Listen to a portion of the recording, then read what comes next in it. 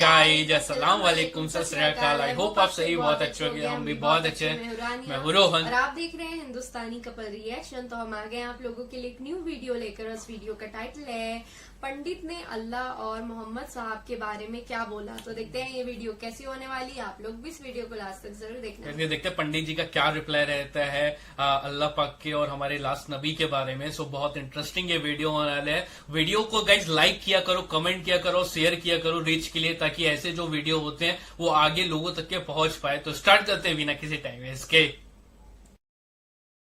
थोड़ा सा अब हम ये बताएं कि इस्लाम के बारे में भी हमने बताया कि अपना धर्म जानिए, पड़ोसी का धर्म जानिए।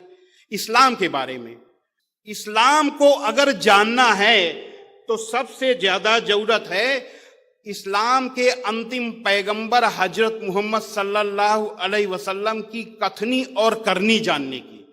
अगर वो जान लिया तो इस्लाम पूरा जान लिया। बिना आपके बारे में जाने हुए इस्लाम को कोई समझ ही नहीं सकता। तो आपने अपने जीवन में किया क्या?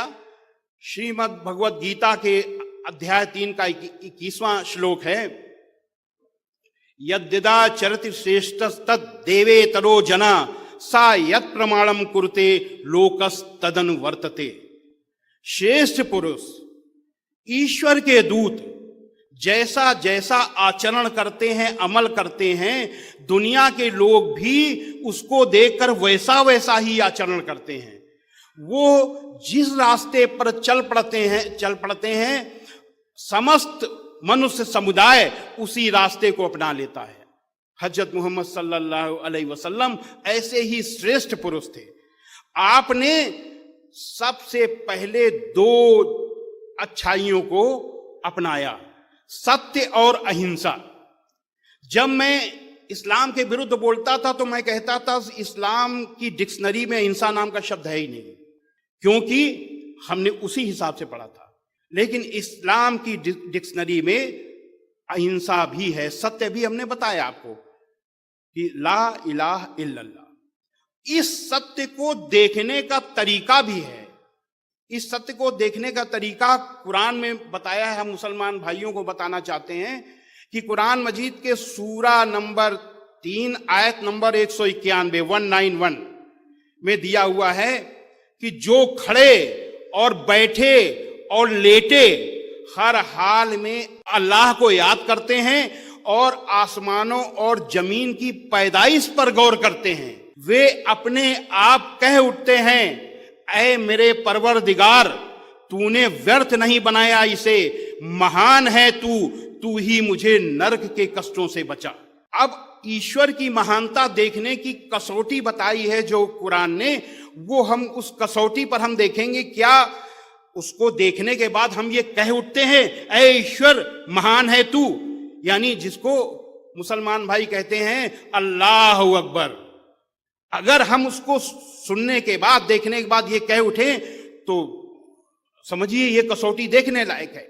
ये जो ब्रह्मांड है, ब्रह्मांड को देखना है। ये ब्रह्मांड क्या है? ये जो हमारा तारा है, सूरज है, ये तारा है, इसको तारा कहते हैं। और जो हमारी गैलेक्सी है जिसमें ये सूरज है, जिसको आकाश गंगा कहते हैं, या उसका नाम आकाश गंगा है, उस गैलेक्सी का एक ये तारा है। उस गैलेक्सी में 200 अरब सूरज हैं और ऐसे ऐसे सूरज हैं जो इससे भी हजारों लाखों गुना बड़े सूरज हैं, ऐसे, और हजारों गुना ज्यादा प्रकाशवान सूरज हैं। ऐसा नहीं कि सब इसी के बराबर हैं। तो हमारी गैलेक्सी में ही 200 अरब सूरज हैं और अभी तक ऐसी गैलेक्सी 200 अरब देखी जा चुकी हैं। जरा समझिए, एक गैलेक्सी में 200 अरब सूरज, और ऐसी गैलेक्सी ही 200 अरब देखी जा चुकी हैं। और ऐसी ऐसी गैलेक्सी हैं जिसमें सैकड़ों खरब सूरज हैं एक ही गैलेक्सी में। और ये जो आखिरी गैलेक्सी देखी गई है वो यहां से 13 अरब 60 करोड़ प्रकाश वर्ष दूर है। 13 अरब 60 करोड़ प्रकाश वर्ष दूर। जरा इसको सोचिए, तब ईश्वर अपने आप लगता है कि बस ईश्वर से बड़ा कोई नहीं है। तो अब ये प्रकाश वर्ष क्या है? जो प्रकाश है, ये जो लाइट है, टार्च मारिए, रोशनी वहां गई, तो ये जो रोशनी की चाल है, वेग, 1 सेकंड में 3 लाख किलोमीटर जाती है। यानी इसकी चाल 1 घंटे में 1 अरब 8 करोड़ किलोमीटर, 1 घंटे में 1 अरब 8 करोड़ किलोमीटर, एक दिन में 25 अरब 92 करोड़ किलोमीटर, और एक साल में ये 9,460 अरब 80 करोड़ किलोमीटर जाती है एक साल में। तो जो एक साल में जो प्रकाश दूरी तय करता है, इसी दूरी को 1 प्रकाश वर्ष दूरी कहते हैं। यानी अगर कोई कह दे कि 1 प्रकाश वर्ष दूर एक सूरज है, तो इसका मतलब वो यहां से 9,460 अरब 80 करोड़ किलोमीटर दूर है। अब ऐसे सुनने में लगता है 9,460 अरब हजार, हाँ ठीक है, लेकिन उसकी गहराई जरा समझिए, तब समझ में आएगी है कितना।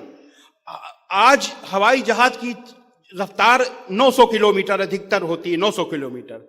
इस रफ्तार से अगर हम जाएं तो दुनिया के एक कोने से दूसरे कोने में पहुंचने में हमको 24 घंटे से कम समय लगता है। दुनिया में कि किसी भी कोने में जाएं, अगर लगातार वो चलता रहे, पेट्रोल न ले, रुके ना, लगातार चलता रहे, तो 24 घंटे भी नहीं लगेंगे, दुनिया के किसी भी कोने में हम पहुंच जाएंगे।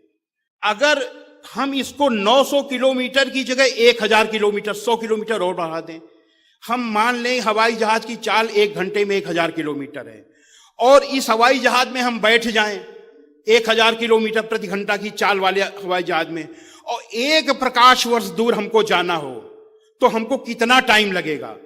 1000 प्रति घंटा की चाल से चलने वाले हवाई जहाज को लगातार 10,80,000 साल चलना पड़ेगा, तब 1 प्रकाश वर्ष दूर जाएगा। ये इतना 1 प्रकाश वर्ष दूर होता है, 10,80,000 साल हवाई जहाज चलता रहे लगातार। और ये दूरी कितनी बताई अभी तक ब्रह्मांड की देखी गई? 13 अरब 60 करोड़ प्रकाश वर्ष दूर। कितना अनंत ये ब्रह्मांड है जिसको देखा गया अभी, ये इसको और छोड़ नहीं है इसका ये कोई। और उसको जो एस्ट्रोफिजिक्स के जो वैज्ञानिक हैं, जो जानते हैं तारों के बारे में, वो उसकी तुलना करते हैं। तारे इतने हैं, सूरज इतने हैं कि जितने इस पृथ्वी में समुद्र 70% है, 70% समुद्र है। इस समुद्र में रेत के जितने कण हैं, पूरे समुद्र में रेत के जितने कण हैं, उसका भी सैकड़ों गुना ज्यादा तारे हैं अभी तक जो देखे गए हैं। इस अनंत ब्रह्मांड को रचने वाला जो ईश्वर है वो कितना अनंत है। इस अनंत ब्रह्मांड में इस हमारे सूर्य का अस्तित्व ही ना के बराबर है, और पृथ्वी का अस्तित्व बिल्कुल शून्य की तरह है। तो इस पृथ्वी में रहने वाले व्यक्ति का यह अस्तित्व क्या होगा? तो अगर कोई कह दे, बहुत से लोग यहां अभी तक रहे हैं जिन्होंने अभी भी हैं, जिन्होंने अपने को ईश्वर कह दिया कि मैं ही ईश्वर हूं, अपनी चालीसा पढ़वाना शुरू कर दिया। बहुत से लोग आए और 100 साल पहले, 200 साल पहले मर गए, उनको हम लोगों ने ईश्वर कहना, ब्रह्म कहना शुरू कर दिया कि यही ईश्वर थे। इससे बड़ी नादानी, इससे बड़ी मूर्खता क्या हो सकती है? वो ब्रह्मांड की रचना को देख लें, उसके बाद उनको समझ में आया कि जिस पृथ्वी का अस्तित्व बिल्कुल शून्य की तरह है, उसमें वो इंसान जो यहीं पैदा हुआ, यहीं बड़ा हुआ, बूढ़ा हुआ, मर गया बीमार होकर के, उसको आप बता रहे हो अनंत ब्रह्मांड का रचयिता बता रहे हो। वो मर गया, ब्रह्मांड अभी मौजूद है, अरबों अरबों साल रहेगा। वो मर गया, ईश्वर मर गया। कितनी बड़ी बेवकूफी की बात है। श्वेताश्वतरोपनिषद के अध्याय 4 का 19वां श्लोक है, नैन मूर्धम न तिर्यंचम न मध्य परिजग्रभृत न तस्य प्रतिमा अस्ति यस्य नाम महद्यशः। जिस परमेश्वर की प्रशंसा, नाम माने प्रशंसा, जिस परमेश्वर की प्रशंसा अनंत है, उसकी किसी से तुलना नहीं की जा सकती, किसी से उपमा नहीं दी जा सकती, क्योंकि अनंत की तुलना नहीं हो सकती। और उस परमेश्वर की रचना, ये ब्रह्मांड के ओर छोर को इधर से उधर से, ऊपर से नीचे से या बीच को ना तो नापा जा सकता है और न वहां पहुंचा जा सकता है। ये श्वेताश्वतरोपनिषद उपनिषद एक है, बहुत ही महत्वपूर्ण उपनिषद, श्वेताश्वतरोपनिषद के अध्याय 4 का 19वां श्लोक है। तो ये है परमेश्वर। फिर आप कहेंगे परमेश्वर है कौन? तो न तस्य कार्यम करणम च विद्यते। उस परमेश्वर के शरीर और इंद्रियां नहीं है, वो उसका कोई आकार नहीं, शरीर इंद्रियां है ही नहीं उस परमेश्वर के। ये श्वेता शतरोपनिषद के अध्याय 8 का श्लोक है। और अब वो है कैसा? आप कहेंगे जब शरीर इंद्रियां नहीं तो उसको क्या कहें उसको? तो उसको सनातन वैदिक धर्म में कहा गया है ओम। वो शब्द रूप ब्रह्म है, वो ब्रह्म शब्द रूप है। ओम औम। अकारे संस्थितो ब्रह्मा उकारे विष्णुरास्थिता मकारे संस्थितो रुद्रस्ततो स्यांतः परात्परा। वो परमेश्वर अकारे संस्थितो ब्रह्मा, ब्रह्मा के रूप में सृष्टि की रचना करता है, ब्रह्मांड की रचना करता है। उकारे विष्णुरास्थिता, उकार के रूप में वो पालनहार है, सारे ब्रह्मांड को चलाता है। मकारे संस्थितो रुद्रस, और मकार के रूप में वो इस ब्रह्मांड में प्रलय लाता है। औम, इसीलिए उसको औम कहा गया है। तो ये है परमेश्वर, ये है दुनिया का सत्य, जिसको आप जो है मुसलमान भाई अल्लाह कहते हैं, एक ओंकार कहा गया है। तो ये है परमेश्वर, ये परमेश्वर का सत्य है। इस सत्य की पैरोकारी हजरत मोहम्मद सल्लल्लाहु अलैहि वसल्लम ने दुनिया में की। अब आया अहिंसा। मैंने बताया था कि मैं सोचता था कि अहिंसा नाम का शब्द ही नहीं है, और बहुत से हिंदू मुस्लिम भाई जो है गैर हिंदू समझते होंगे अहिंसा कहाँ है इस्लाम में। अब अहिंसा का मतलब है व्यवहारिक अहिंसा। अब व्यवहारिक अहिंसा नहीं कि एक गाल में कोई तमाचा मारे तो कहा जाता है दूसरा गाल बढ़ा दो। सुनने में बहुत अच्छा है, ये सिद्धांत में बहुत अच्छा है, अरे वाह कितनी अच्छी बात है कि एक गाल में तमाचा मारे दूसरा गाल बढ़ा दो, इससे बढ़िया इंसान तो कोई है नहीं। लेकिन व्यवहार में ये हिंसा को बढ़ाने वाला है, ये अहिंसा नहीं, ये हिंसा को बढ़ाता है। एक तमाचा अगर खाओगे दूसरा गाल बढ़ाओगे तो जो दुष्ट है वो दूसरे में गाल में तमाचा ही नहीं मारा कि गिरा के मारेगा फिर कि ये तो लतखोर है। और अगर एक तमाचा मारे तो व्यवहारिक अहिंसा ये है कि उससे कहिए भैया आपने क्यों मारा हमें, उससे सवाल जवाब करिए। उसके बाद भी अगर मारने आता है तो उसका हाथ पकड़ लो। ये है व्यवहारिक अहिंसा, उसको मारने मत दो।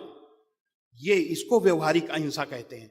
व्यवहारिक अहिंसा तो ऐसा थोड़ी है कि पाकिस्तान हमला कर दे तो जो है आप लोग कहें नहीं हम मारेंगे नहीं, हिंसा हो जाएगी तो क्या है, और पूरा हिंदुस्तान में कब्जा हो जाएगा। वो जो हिंसा होती है वो अहिंसा ही है, क्योंकि उससे बड़ी हिंसा रुकती है उससे। तो ये जो अहिंसा होती मनसा वाचा कर्मणा, सनातन वैदिक धर्म, मन से वचन से कर्म से किसी को किसी भी तरीके की तकलीफ न पहुंचाना, अपनी तरफ से ये प्रयास करना। तो ये मनसा वाचा कर्मणा अहिंसा कुरान मजीद में मौजूद है। कुरान मजीद के सूरा 28 आयत नंबर 83 में है, अल्लाह वादा करता है लोगों से, मैं परलोक का घर सबसे पहले विशेषकर खास तौर से उन लोगों को दूंगा जो धरती में जुल्म और फसाद करने का इरादा नहीं रखते, मन में सोचते तक नहीं। उनको अल्लाह कह रहा है कि परलोक का घर, जन्नत का घर सबसे पहले देंगे, यानी उनको सबसे पहले मुक्ति देंगे। जो सोचते तक नहीं किसी को तकलीफ पहुंचाने के, धरती में जुल्म और फसाद का इरादा तक नहीं रखते। अब कुरान मजीद तो का आदेश ये है, कोई अगर उसके बाद करे तो कुरान मजीद का कोई दोष नहीं। ग्वाला अगर गाय दूध दे, ग्वाला पानी मिला दे तो गाय को लाठी नहीं मारोगे जाके कि इसने जो पानी दूध दिया। गलती ग्वाला की, गाय की नहीं है। कुरान मजीद ने ये बताया। उसके बाद अगर कोई इसके विपरीत जाता है तो वो जाने, उसका काम जाने। तो ये मन से हिंसा। अब वचन से हिंसा कुरान मजीद के सूरा 41 आयत नंबर 34 में है, भलाई और बुराई बराबर नहीं हो सकती, तो लोगों की सख्त बातों का ऐसे तरीके से जवाब दो जो बहुत अच्छा हो। ऐसा करने से तुम देखोगे कि जिसमें और तुम में पहले दुश्मनी थी अब वो तुम्हारा गहरा दोस्त है। कितनी अच्छी बात। मुसलमानों के लिए अल्लाह का हुक्म है कि अगर मुसलमान से कोई भी गैर मुसलमान या कोई मुसलमान यानी कोई इंसान अगर उससे बदतमीजी से बात करे, गाली दे, तो उसको गाली नहीं देना, बदतमीजी नहीं करनी, उसको इतने अच्छे तरीके से उस जवाब देना है कि वो दोस्त बन जाए। इसीलिए हम कहते हैं इस्लाम लड़ाई का मजहब नहीं है, इस्लाम बदले का मजहब नहीं है, इस्लाम दिल जीतने का मजहब है। मन से, वचन से, कर्म से सूरा 5 आयत नंबर 32, जिस किसी ने एक निर्दोष का कत्ल कर दिया तुम मानो उसने सारे इंसानों का कत्ल कर दिया, और जिस किसी ने एक निर्दोष को बचाया तो मानो उसने सारे इंसानों को जीवन प्रदान कर दिया। एक निर्दोष, अब कहीं बम विस्फोट होता है, निर्दोष मारे जाते हैं, अब वो कौन करता है इस पे हम ये कहेंगे इसके लिए इस्लाम जिम्मेदार नहीं है, इसके लिए कुरान जिम्मेदार नहीं है, इसके लिए वो व्यक्ति जिम्मेदार है जिसने ऐसा किया, वो जाने, उसका काम जाने। इसके लिए कुरान का तो ये आदेश है कि जिस किसी ने एक निर्दोष को मारा तो सारे इंसानों का कत्ल कर दिया। ये है कुरान की मनसा वाचा कर्मणा अहिंसा। सो गाइस, ये था वीडियो, बहुत ही इंटरेस्टिंग वीडियो था। सबसे पहले मैं बात कर लेता हूँ इस पंडित जी की। ऐसे जो स्कॉलर होते हैं ना, वो चाहे किसी भी धर्म के हो, ठीक है, हर धर्मों के बारे में नॉलेज रखते हैं, हर धर्मों के बारे में पढ़ते हैं, वो मेरे को बहुत बेहतरीन लगते हैं। क्योंकि इससे क्या होता है कि एक इक्वेलिटी पता चलती है कि यार हर धर्मों की इक्वेलिटी क्या है, ठीक है, समानता क्या है, और जो भाईचारा है ना वो बहुत ज्यादा बढ़ता है। ये पंडित जी का मैं जितना भी मतलब तारीफ करूं कम है, क्योंकि ऐसे लोगों की तारीफ करना चाहिए और ऐसे लोगों को आगे पहुंचाना भी चाहिए ताकि ये लोगों को सही बता पाए। जैसे कि ये सनातन धर्म के बारे में बता रहे हैं कि सनातन धर्म में ईश्वर की परिभाषा क्या है। जैसे कि हर धर्मों में बोला गया है कि जो ईश्वर है, इतना डीप बात किया है ना इन्होंने, हर कोई नहीं समझ पाएगा। जो समझदार इंसान होगा, जिनके पास लॉजिक होगा, जो तर्क के साथ सोचता होगा, वही इनकी बातों को रिलेट कर पाएगा और समझ पाएगा कि यार हम क्या है, जो इंसान इस दुनिया में आया है, ठीक है, वो जन्म लिया है हमारे टाइप का, शादी किया, ठीक है, खाया पिया और इस दुनिया से चले गया, ठीक है, अपने आप को ईश्वर बोलने लग गया, तो हम उन्हीं की बातों पे यकीन करने लग गए हैं। लेकिन हम धार्मिक किताबों को नहीं पढ़ते हैं और जो रियल में जो मतलब रियल में जो धर्म में बताया गया है और जो रियल ईश्वर है, रियल क्रिएटर है, रियल अल्लाह है, उनके बारे में पढ़ना ही लोग भूल चुके हैं। जैसे जिंदगी चल रहा है, ठीक है, वैसे ही चल रहा है, लेकिन लोग रिसर्च करना, पढ़ना नहीं चाहते हैं, क्योंकि तभी वो पहुंच नहीं पाते हैं। अगर वो पढ़ते तो भाई पहुंच सकते थे, ठीक है। और रही बात, पंडित जी ने बहुत बेहतरीन बात बोली है, ठीक है। जैसे कि बात बोला है, जो सनातन धर्म में ओम बोला जाता है, ओम जो है उसका कोई अवतार नहीं है। और आप देखोगे ना कि अल्लाह पाक जो लिखते हैं अरबी में, ठीक है, वो चीज मेरा मानना ये है। और अगर ओम को देखोगे ना तो सिमिलैरिटी है, उसमें लिखा हुआ चीज है कि उसका जो मतलब होता है ना वो अल्लाह ही लिखाता है। अगर आप देखोगे तो संस्कृत में ओम रहता है। तो ये सब चीजें कौन बोल रहा है? ये सब चीजें किताब बोल रही है, हमारी धार्मिक किताब बोल रही है कि वो मतलब ऐसा है ना ही, मतलब उसका कोई बॉडी पार्ट नहीं है, कोई स्ट्रक्चर नहीं है, ठीक है, कोई उसकी मूर्ति नहीं है। कि अगर दिमाग में जो चीज आ जाए वो ईश्वर नहीं हो सकता, क्योंकि ये ब्रह्मांड ही इतना बड़ा है। आप खुद लॉजिक लगाओ, लॉजिक वाली ही बात है यहाँ पे। अगर ईश्वर को अगर आपको जानना है तो कि एक सूरज है और उसके जैसे अरबों खरबों है, ठीक है, तारे, तो हमारा जो ईश्वर है वो छोटा सा, हम अपने जैसे कैसे उसको मान सकते हैं? ऐसा नहीं हो सकता। इतना बड़ा ब्रह्मांड है तो वो ईश्वर को हमें सोच पाना, हमारे छोटे से दिमाग में आना, ये तो इम्पॉसिबल है, ये इलॉजिकल चीजें हैं, ठीक है। तो इसलिए हमें सोचना चाहिए कि जो ईश्वर है वो बहुत महान है और हमें अपनी धार्मिक किताबें पढ़नी चाहिए। क्योंकि हर धर्मों में आप पढ़ोगे धार्मिक किताबें तो वही चीजें मिलेगी कि इक्को ब्रह्मा, ला इलाहा इल्लल्लाह, और ये सारी चीजों का कि जो सिख होते हैं वो ये बोलते हैं एक ओमकार। तो ये सारी चीजें का मतलब है कि ईश्वर एक है। लेकिन इंसानों ने टाइम में अलग अलग चीजें चेंज कर अलग फॉलो करने लगे हैं चीजें। कोई सूरज को भगवान मानता है, कोई पेड़ को, कोई इंसानों को, यस। तो ये सारी चीजें छोड़कर आपको धार्मिक किताबें पढ़ना चाहिए। और ये सच में मैं बोलूंगी, ये पंडित जी मेरे फेवरेट है और इनकी जितनी भी स्पीच होती है बहुत ही परफेक्ट होती है। और ये खुद पहले इस्लाम के खिलाफ किताब लिखते थे और उसके बाद जब इन्होंने स्टडी किया, खास तौर पे हमारे नबी के बारे में जब इन्होंने स्टडी किया, तो आप सोच सकते हो कि अगर जब आप खुद पढ़ोगे तो आप सोचोगे कि यार मीडिया जो दिखाता है, लोग जो गलत चीजें नबी के बारे में हमारे फैलाते हैं, ये बिल्कुल ही अपोजिट है, जबकि हमारे नबी जैसा इंसान कोई हो ही नहीं सकता, इतने परफेक्ट इंसान, लोगों के साथ भलाई करने वाले। तो इसीलिए लोगों को चाहिए कि वो स्टडी करे, रिसर्च करे इन सारी चीजों पे। और गाइज मैं एक चीज बोलना चाहूंगा, जैसे कि पंडित जी ने बोला कि अल्लाह अकबर का मतलब बताया, तो मेरे को भी पहले नहीं पता था। एक ध्रुव राठी ने जब वीडियो बनाया था ना कि अल्लाह अकबर बोला था, उसमें उसका मतलब होता है गॉड इज ग्रेट, ठीक है। उसी को हिंदी में बोलते हैं कि जो ईश्वर है वो महान है। तब मेरे को चीजें समझ में आई, और तो मैं भी जब इस पे रिसर्च किया कि अल्लाह अकबर का मतलब क्या होता है, तब मैं वहां पे पाया कि जो क्रिएटर है, जो ईश्वर है, वो सबसे ज्यादा महान है। तो मतलब मुसलमान जो बोलते हैं ना अल्लाह अकबर, वो इस दुनिया को बनाने वाले को बोलते हैं कि रियली, और ये तो है क्योंकि हमारा जो ईश्वर है, जो हमारा क्रिएटर है, वो तो महान ही है। तो ही हम हमारे जैसे लोगों को बनाया है, इस पृथ्वी को बनाया है, पूरे प्लेनेट को बनाया है। सो ये था वीडियो। बहुत बहुत अच्छी अच्छी बातें इसमें पंडित जी ने कही है, हर किसी को समझ में नहीं आएगा, ठीक है। और एक चीज मैं ये बोलना चाहूंगा, जो हिंदू है या मुसलमान है, जो एक दूसरे से नफरत करते हैं, दूसरे धर्मों से नफरत करते हैं, देखो भाई सिंपल और साफ बात मैं बताना चाहूंगा, जो साइंस जो है अभी आया है, ठीक है। साइंस बोलता है कि हम बंदर से बने हैं, लेकिन जो धर्म ग्रंथ बोलता है कि हम एक ही, सबसे पहले जो हमारे क्रिएटर ने मिट्टी से एक इंसान को बनाया, उसके साथ एक औरत को बनाया, हम उन्हीं की औलाद है, मतलब हम आपस में भाई बहन है, ठीक है। तो ये एक लॉजिक समझ के चलना, क्योंकि हर धर्मों में इसके बारे में जिक्र किया गया है, तब आप चीजों को समझ पाओगे, पढ़ पाओगे, तो एक दूसरे से हेट नहीं करोगे। सो ये था वीडियो। आप लोग का क्या कहना है जरूर कमेंट बॉक्स में कमेंट करके बताना। और अगर आप इस वीडियो पे न्यू होगे तो इस वीडियो को लाइक कर देना, इन चैनल को सब्सक्राइब करके बेल नोटिफिकेशन ऑल पे सेट कर लेना। मिलते हैं नेक्स्ट वीडियो में, तब तक के लिए बाय, लव यू गाइस।